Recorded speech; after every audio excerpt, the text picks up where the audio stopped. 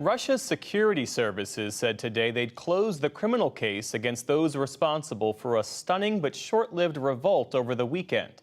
The leader of the mutiny, Yevgeny Prigozhin, arrived in Belarus.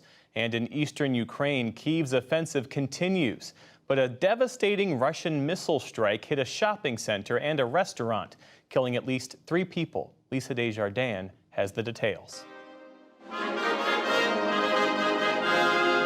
At the Kremlin today, a grand ceremony as Russian President Vladimir Putin sought to recast the weekend's failed revolt as a moment of pride. Among the hundreds in attendance, a strained-looking defense minister, Sergei Shoigu. His removal had been a key demand of the mutineers. Putin praised Russian government troops as heroic. You defended the constitutional order, lives, security, and freedom of our citizens, and saved our motherland from turmoil. In fact, you stopped a civil war.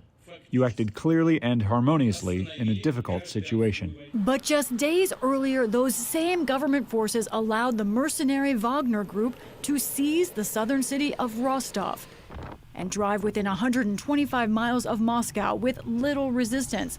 The Wagner group shot down 6 Russian helicopters and an airplane and reportedly killed at least a dozen soldiers during the revolt. But today, Putin's government dropped the charges against the rebels.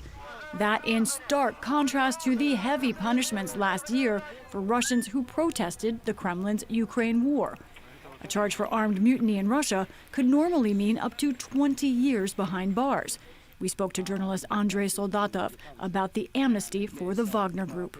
We see that the criminal charges were dropped, which means that he actually could get back to St. Petersburg, and what is more, even his companies, well, they could still operate, so financial activities of his companies are uninterrupted. Something else unusual. Today, Putin announced that his government paid the Wagner group over $1 billion, a first admission of the official relationship. And to Soldatov, it's a sign that Vladimir Putin is still in a deep shock, because usually he hates to disclose these kind of details. This as Belarusian President Alexander Lukashenko confirmed today that the man behind the rebellion, Wagner chief Yevgeny Prigozhin, had arrived there. Prigozhin was last seen Saturday in southern Russia, saying goodbye to cheering crowds after Lukashenko brokered a deal for Wagner to stand down. Now the group may be repositioning, with Lukashenko saying Belarus is open to hiring its forces as, he says, instructors. There's much talk currently of Wagner, and we take a pragmatic approach. If their commanders come to us and help us, this is experience. Their assault squads are at the forefront. That prospect of Wagner forces in Belarus raised alarm in neighboring countries like Latvia and Lithuania. Today, both called for NATO reinforcements on their borders.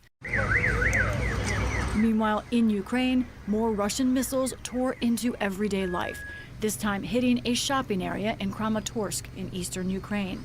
As Russia launches weapons, the U.S. is sending more help, today pledging an additional $500 million in military aid.